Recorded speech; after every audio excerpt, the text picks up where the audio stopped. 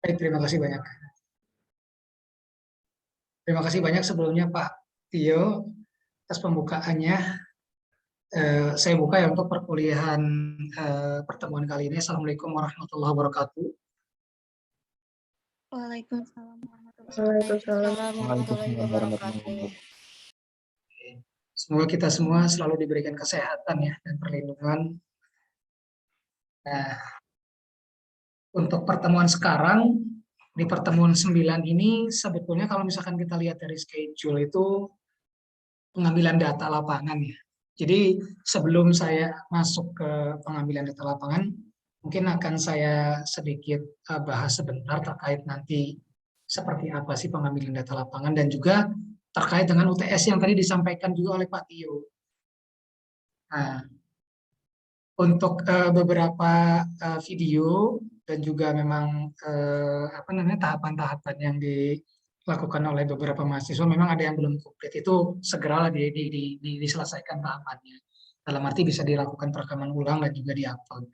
Nah, kemudian satu lagi yang ingin saya mintakan tuh data UTS-nya. Nah, data yang dikerjakan oleh teman-teman pada saat membuat video untuk UTS ini, nah itu nanti diupload ya. Diupload datanya mau saya periksa satu persatu juga soalnya datanya. Kenapa? Karena data UTS ini sebetulnya nanti berkaitan untuk pertemuan sekarang dan juga nanti pertemuan 10. Nah, di pertemuan 8 itu pertemuan 7 sebelum UTS itu kan saya udah mention, jadi nanti teman-teman itu membuat atau memilih suatu wilayah atau lokasi masing-masing ya untuk kajiannya, katakanlah mini riset lah nantinya, kajian kecil. Nah, mau diapakan wilayah yang teman-teman pilih itu. Nah, misalkan katakanlah basisnya misalkan desa, oke lah desa, dan itu misalkan ada yang basisnya kecamatan, pengen dilihat dari kependudukannya, boleh lah. Kalau misalkan yang basisnya desa, nah itu kalau untuk desa minimal di situ kan ada penggunaan lahannya tuh yang dilakukan digitasi. Kalau yang dirasa misalkan belum melakukan digitasi penggunaan lahan, dilakukanlah digitasi dulu gitu untuk memperbaiki sekalian videonya. Nah, jadi kaitannya untuk pertemuan ke-9 pengambilan lapangan itu nanti teman-teman atau rekan-rekan mahasiswa semuanya itu diharapkan karena lokasi pemilihan wilayah masing-masing tidak jauh dari lokasi rekan-rekan semuanya. Nah, pengambilan data lapangan ini sekalian untuk meng-cross-check nih, meng-cross-check existing di lapangannya itu seperti apa. Contoh misalkan seperti ini ya. Misalkan Mbak Ane Azhara misalkan digitasi nih penggunaan lahan di desa misalkan.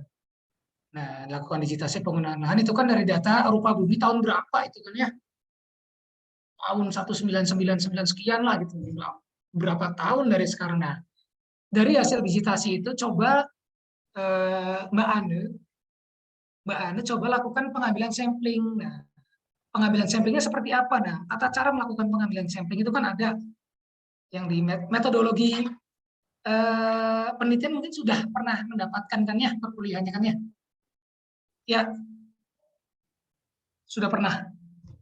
Sudah pernah kan? Nah, oke.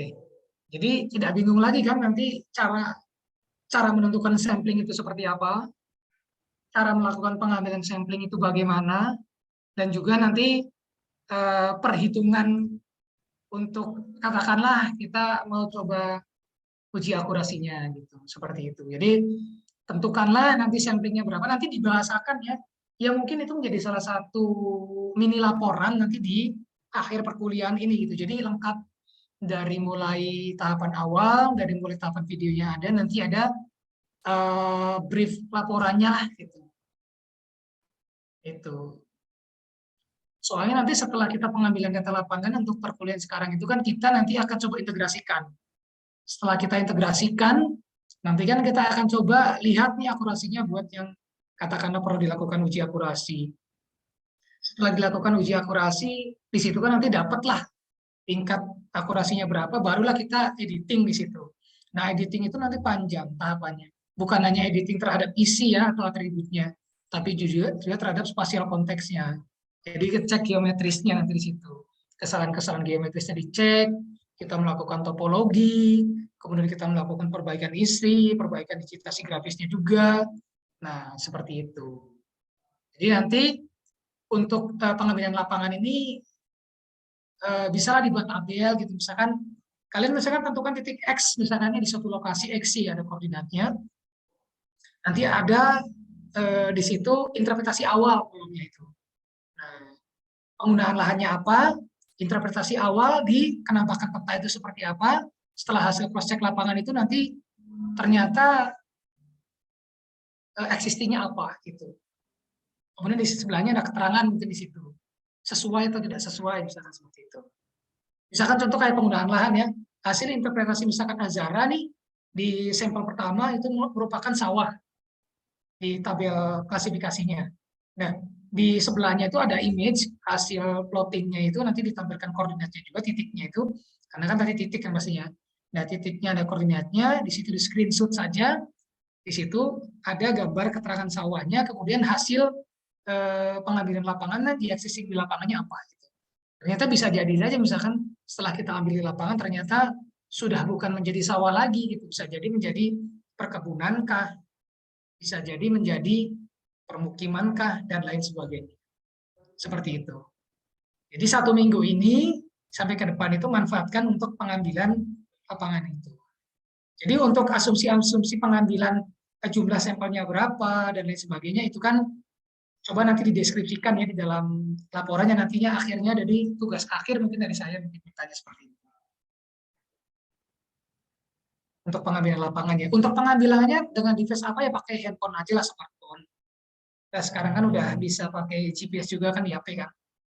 Nah, data yang hasil dari digitasi kemudian diambil sampel-sampel itu kan bisa dimasukkan tuh ke dalam Google Maps kan ataupun misalkan pakai aplikasi pengambil data survei lapangan kan banyak tuh ada katakanlah apa istilahnya teh yang sering dipakai di kita teh apa ya Mas Abia lupa saya carry map ada bisa kemudian yang open itu di sini tuh yang gambarnya kayak pin map tuh lupa saya. Lapangan. Banyaklah aplikasi-aplikasi pengembangan survei lapangan lah. Survei lapangan. DSS jadi lupa ya. Avenza Map boleh, ya lupa saya. Tuh pakai Avenza Map juga boleh. Itu ya. Jadi di plotting nanti di dalam HP, jadi nanti ada panduannya ketika ke lapangan. Nah, di situ. Kemudian jangan lupa data trackingnya disertakan nanti. Data trackingnya dengan apa? Bisa juga dengan HP juga banyak aplikasi yang bisa tracking juga. Itu ya. Data tracking itu kan nanti bentuknya GPX bisa, SHP pun nggak masalah. Nanti itu disertakan semua data-datanya. Nah, nanti setelah mendapatkan data itu di pertemuan 10 nanti kita akan coba plottingkan ke aplikasi JIS kita. Nanti kita coba hitung akurasinya. Seperti itu untuk pengambilan data lapangan ini. Soalnya kenapa ada pengambilan data lapangan dan integrasi dari data lapangan ini karena memang ada SKKNI-nya gitu, bagian dari SKKNI-nya. Untuk pengambilan data lapangan juga integrasi data lapangan. Seperti itu sih singkatnya. Ada yang mau ditanyakan dulu nggak? Atau masih bingung misalkan saya terlalu cepat gitu? Ada yang mau ditanyakan? Saya rasa harusnya ini ya, nggak terlalu inilah gitu. Nanti saya sertakan drive ya untuk upload data UTS-nya. Nanti saya buat folder per kelas atau mungkin di-upload di Classroom juga bisa kan ya Pak Tio ya untuk data kayak gitu ya. Nah, sangat memungkinkan. Berarti nanti di-upload aja di situ. Biar nanti saya periksa satu persatu datanya. Untuk save filenya ataupun GDB-nya. Gitu. Boleh Pak nanti dibikin aja thread-nya untuk upload itu langsung di Classroom. Siap. Itu mungkin barangkali misalkan ada yang mau ditanyakan atau misalkan masih ada yang belum ngerti, boleh ditanyakan terlebih dahulu. Karena untuk pengambilan lapangan ini lebih ke rekan-rekan, lebih ke ini sih harusnya memang ke lapangan gitu ya, hanya sebatas pengantar saja. Gitu. Bagaimana? Zahra ada yang mau tanyakan? Enggak, Pak.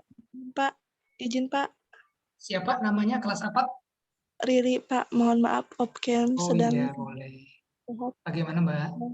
mungkin bisa diminta ya Pak format observasinya itu seperti apa, tabel atau jenis lainnya agar menyeragamkan tugas semua mahasiswa gitu, Pak.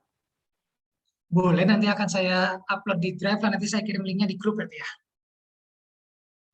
Baik, Pak. Oke. Ada lagi?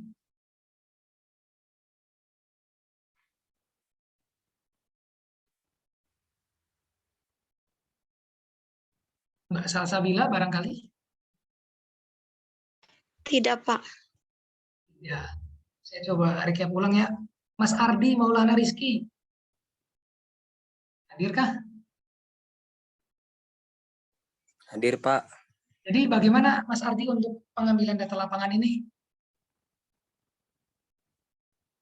Jadi pengambilan datanya penggunaan lahannya, Pak ya, Iya. yang di daerah sendiri. Mm-mm. Jadi kita ada observasi. Ya. Iya, seperti itu, Pak. Lalu nanti Mas Ardi ngapain nih gitu untuk pengambilan data lapangan ini? Nanti kalau di digitalisasi, Pak ya. Ya. Terus nanti dimasukin ke ini. Di datanya di digitalisasi. Ya. Lalu udah dijadiin peta seperti itu, Pak. Sebelum ke peta.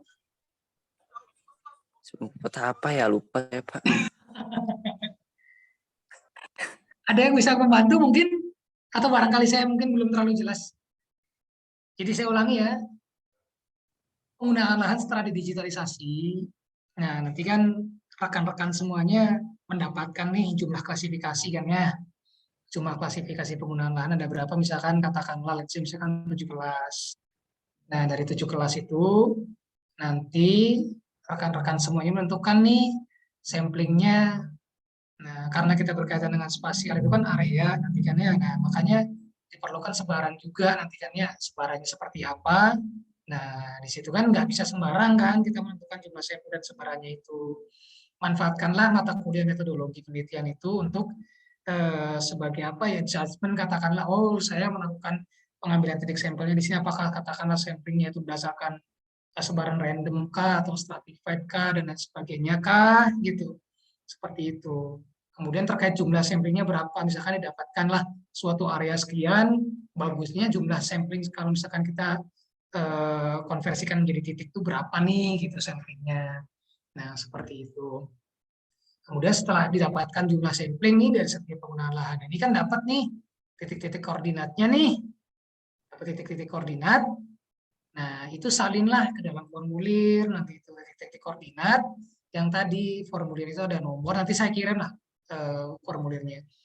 Ada kolom, nomor, jenis klasifikasi, kemudian di situ katakanlah hasil interpretasi kita di studio, satu kolom lagi misalkan kondisi existing di lapangan dan seterusnya keterangan. Kita udah susun tuh. Nah, kita juga nanti buat tata kerjanya, berarti kan di situ kan ya tata kerjanya itu aja. Nah, dari hasil titik-titik koordinat yang didapatkan punya nilai koordinat nih teman-teman semuanya nih. Nah, itu coba nilai-nilai koordinat itu diinputkan di katakanlah di HP gitu untuk survei sebagai penunjuk gitu. Oh, nanti dari setiap titik itu nanti teman-teman atau rekan-rekan itu datengin gitu titik-titik itu. Misalkan titik A di koordinat XY. Nah, rekan-rekan datengin lah titik XY itu berdasarkan panduan dari GPS misalkan di smartphone.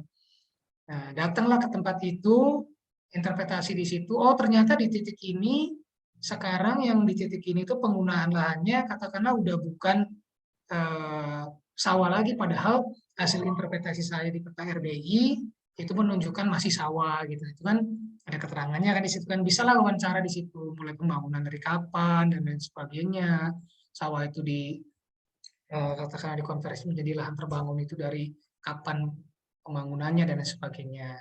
Nah, setelah itu selesailah tahapan pengambilan lapangan itu dari setiap sampling-sampling ini datangin semua, coba nanti diwawancara. Kuesionernya bebas saja sih kalau kuesioner, tapi kalau untuk tabel untuk verifikasinya nanti ada formatnya dari saya. Nah, setelah itu nanti di pertemuan ke-10 nanti akan kita bahas satu, kita plotting ke JIS kita. Nah, setelah kita plotting, Nah, di pertemuan 10 itu kemungkinan kita nanti akan hitung akurasinya gitu. Nah, hitung akurasinya. Kita selesai menghitung akurasi, nanti di pertemuan selanjutnya itu nanti barulah kita editing. Editing itu nanti ada berbagai macam. Pertama, terkait informasinya kita perbaiki dulu. Kedua, terkait grafisnya nanti bentuknya. Dan ketiga, terkait geometrisnya nih, terkait topologisnya. Nanti kita editing di sini. Kalau yang misalkan geometrisnya masih banyak yang overlap, nanti kan ada beberapa rule tuh ketika topologi. Nanti kita belajar topologi. Ketika masih overlap itu harus diapakan, ketika overshoot, ketika undershoot, ketika katakanlah ada gap dan lain sebagainya itu kita apakan. Nanti kita belajar rule di situ, rule untuk perbaikan geometris. Nah, kemudian di pertemuan selanjutnya barulah ketika datanya udah bersih dari kesalahan-kesalahan, kita masuk ke simbologi, labeling, dan juga nanti layouting. Ya, Mas Ardi. Paham ya? Mau bertanya. Boleh. Jadi maksudnya lebih ke before after apa ya? Jadi di Ya, RDA betul sekali. ya penggunaan seperti ini nanti ternyata di lapangannya seperti itu. Ya, Seperti itu ya Pak ya? betul sekali. Betul sekali. Nanti dikasih keterangan di situ mulai kapan perubahannya dan sebagainya lah, itu bisa terbuka aja. Menurut pendalaman masing-masing aja itu. Soalnya ketika kalian nanti katakanlah skripsi, bisa jadi kalau misalkan yang berkaitan dengan penggunaan lahan, pasti nanti berkaitan dengan seperti ini. Kalian katakanlah produksi di studio, disitasi dan sebagainya. Kalian coba cek ground check-nya, cek di lapangannya, kemudian uji akurasinya, dan lain sebagainya. Gitu. Ya, ada yang mau ditanyakan lagi?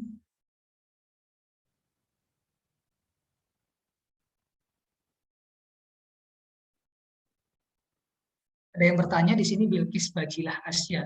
Bapak izin bertanya, kalau contoh dari hasil surveinya ada tidak supaya lebih paham kalau ada contoh?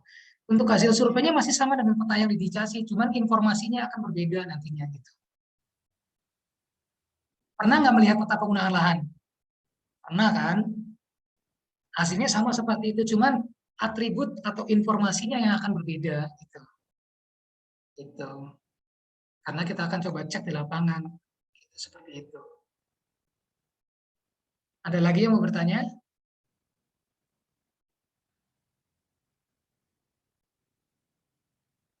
Nanti plotting ya. Plotting di HP, jangan lupa juga koordinatnya gitu. Trackingnya juga lupa, tadi saya trackingnya juga jangan lupa disertakan. Jadi tracking itu sebagai salah satu pembukti ya, bahwa rekan-rekan semuanya itu memang pergi ke lapangan gitu, seperti itu.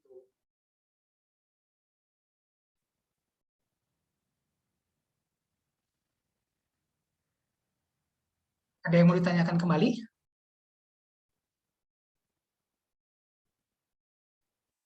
Saya rasa mungkin cukup ya Pak Tio ya. Nanti kalau misalkan memang ada yang bertanya di tengah jalan, boleh di grup aja nanti share sambil dijawab-jawab di grup nanti. Iya. Terkait dengan data UTS, jangan lupa nanti di-upload di thread-nya ya di Classroom, karena kemarin itu kan belum menyertakan datanya, hanya video-video saja kan ya, gitu. Berarti nanti data hasil lapangannya dikumpul sebelum pertemuan ke-10 ya Pak Sahid ya? Ya, iya betul sekali, saya lupa, betul.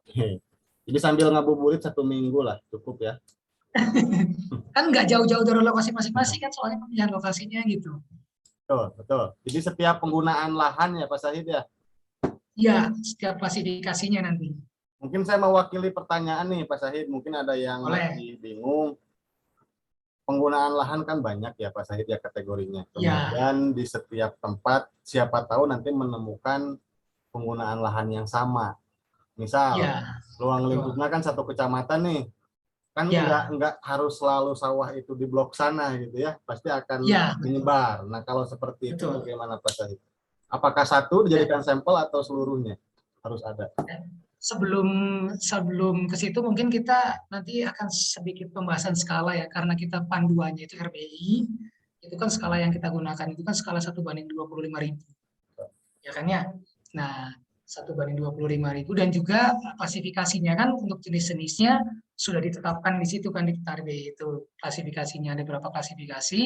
berdasarkan wilayah kajian masing-masing, tapi berpatokan jenis-jenis klasifikasinya dari yang RPI tersebut. Nah, kemungkinan betul tadi kata Pak Tio ya, dalam satu region, katakanlah satu desa aja misalkan, sawah atau permukiman itu sebarannya itu bukan hanya di satu kelompok region atau area itu saja, tapi di sini ada, di sini ada, di sini ada, di sini ada kan ya. Nah, makanya tadi saya mention di awal, distribusinya, nanti sebaran samplingnya itu jangan hanya kita satu poligon saja di sini. Oke lah, misalkan satu poligon, kalau misalkan kita bicara skala, misalkan satuan unit terkecilnya ada berapa nih, gitu. Nah, dari satuan unit terkecil itu nanti dalam satu poligon dengan luasan sekian, misalkan, nah itu bisa menjadikan sampelnya berapa. Misalkan katakanlah, ya udahlah nggak usah ribet-ribet ngitung lah. Kita asumsikan aja sekarang, misalkan satu poligon yang katakanlah luasnya berapa ya. Nanti saya kasih rule lah di kurvis di formulirnya ya. Jadi dengan luasan sekian nanti minimal ngambil berapa titik gitu. Biar kalian nggak bingung-bingung nanti. Nah, jadi kalau misalkan sebarannya ada 2, ada 3 seperti ini, nanti di sini pun ya harus ada titik juga, di sini pun harus ada titik juga, dan di sini pun juga harus ada. Karena biar sebarannya terwakili pada saat kita nanti katakanlah jadi sebagai populasi kan ujung-ujungnya gitu. Jangan sampai karena ada poligonnya 3 dan yang paling besar di sini, saya ngambilnya di sini aja. Yang di sini saya abaikan, nggak begitu juga gitu. Seperti itu. Ya oke. Kalau saya sih kebayang. Ini nggak tahu kalau rekan-rekan kebayang nggak maksud Pak Syahid. Kebayang nggak rekan-rekan semuanya nih? Ayo. Ayo, ada yang bingung nggak dengan barusan? Purwanto, Mungkin Purwanto bisa menjelaskan iya, kembali nggak menurut bahasa Purwanto seperti apa? Asik, siap.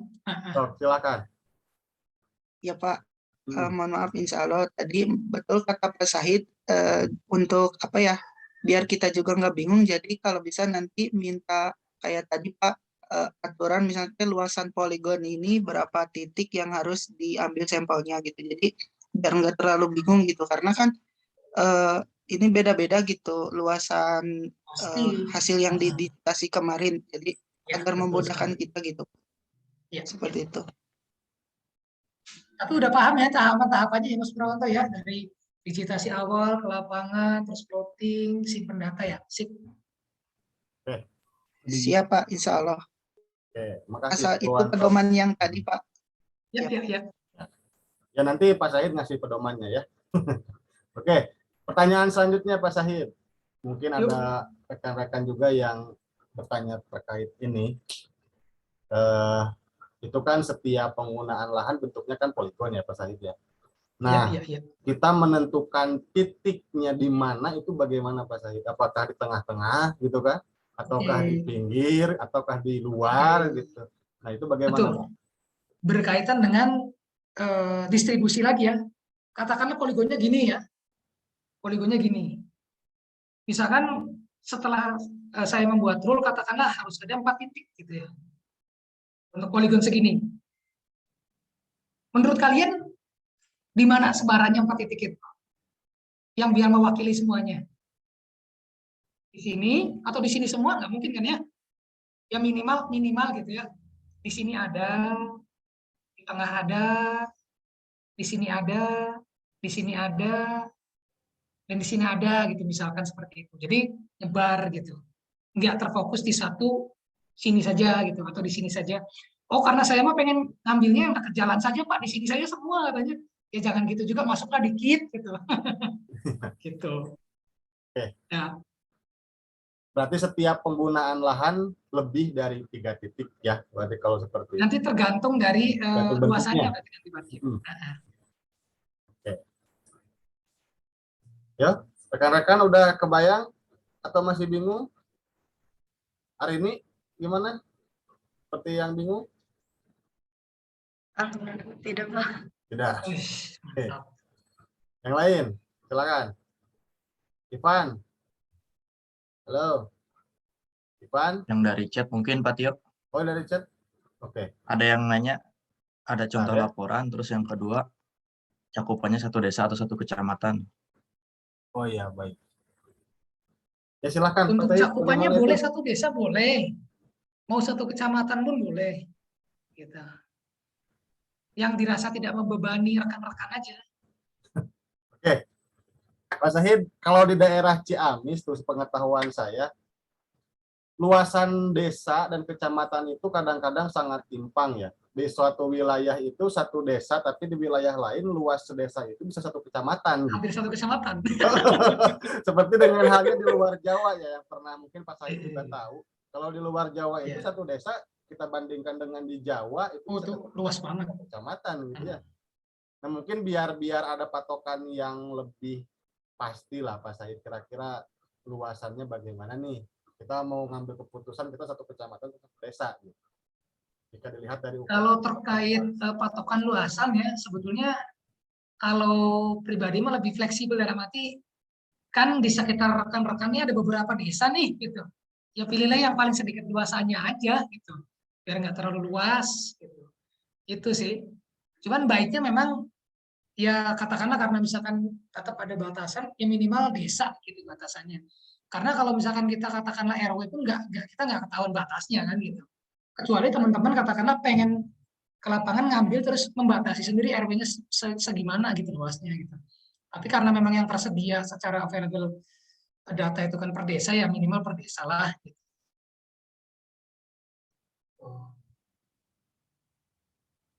Oke.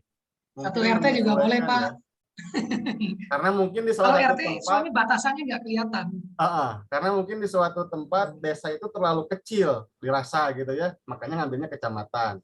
Mungkin ada yang seperti itu. Atau mungkin di tempat yang lain melihat kecamatan terlalu besar, makanya diambilnya desa. Itu Desa. sangat kondisional ya Pak Syahid ya, tergantung Iya, penilaian betul. masing-masing. Mangga. Kalau mau atau ada ajuan tuh di kolom chat katanya desa. Dan kalian pun sebetulnya kan gitu. dari hasil digitasi kemarin kan udah bisa memperhitungkan nih.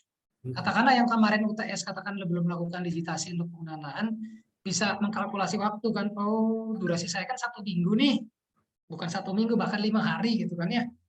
Ketika katakanlah kalian memilih wilayah kecamatan yang luas, mampu nggak kalian itu menyelesaikan dalam waktu 5 hari sampai ke lapangan gitu. Nah, kalian kan udah bisa menghitung diri maksudnya gitu. Kalau misalkan berdasarkan kemampuan saya digitasinya kecepatannya sekian, oh saya satu desa aja yang inilah dengan kalkulasi saya, kemungkinan saya beres penggunaan lahan satu desa ini bisa jadi 1 hari full gitu, sisanya barulah saya ke lapangan. Kan bisa memperhitungkan ke situ juga nantinya. Oke, iya, itu ya. Katanya di kolom chat juga ada yang 3 RBI pas tuh kecamatannya gitu. Ya, kecamatan memang luas sih, betul desa aja nggak apa-apa, desa. Minimal desa. Tapi barangkali ada yang pengen kecamatan, dipersilahkan. Gitu. Oke, siap.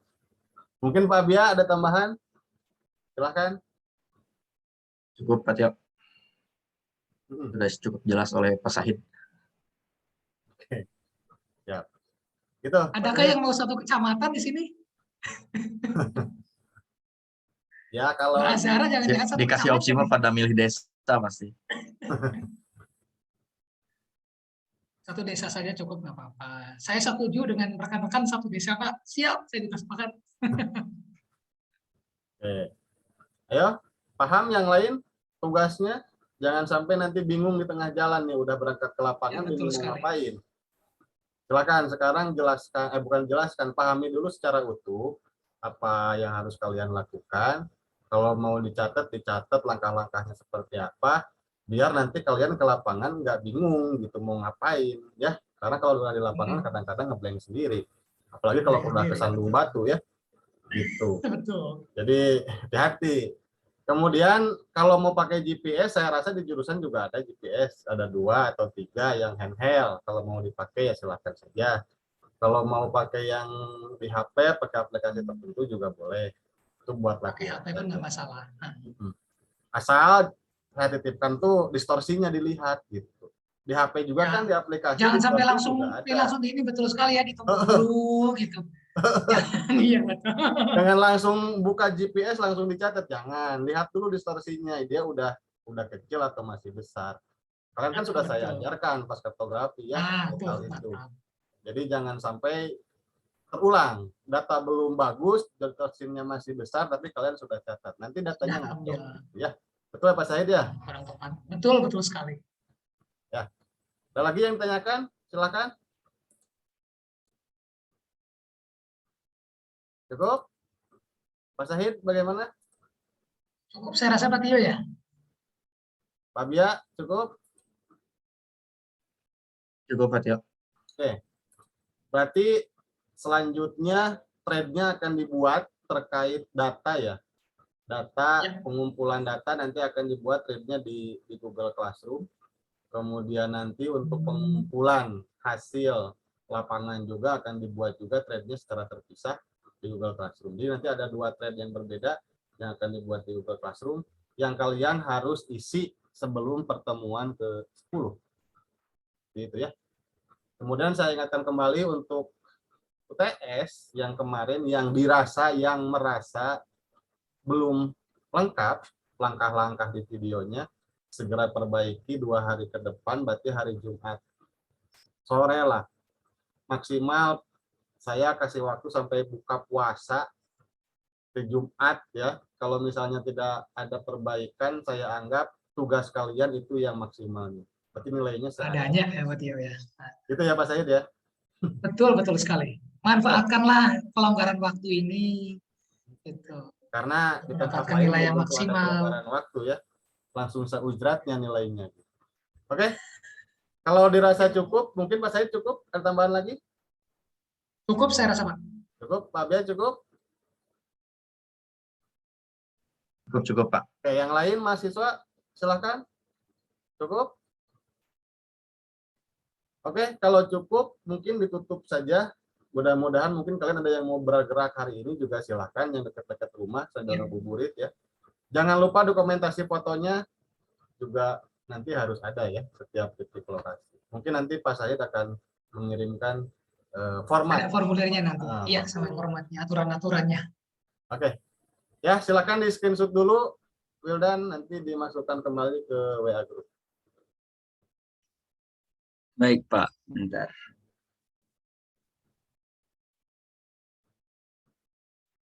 Slide pertama 1, 2, 3. Slide kedua 1, 2, 3. Slide ketiga.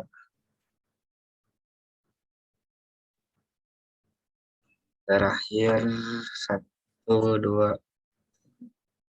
Udah Pak.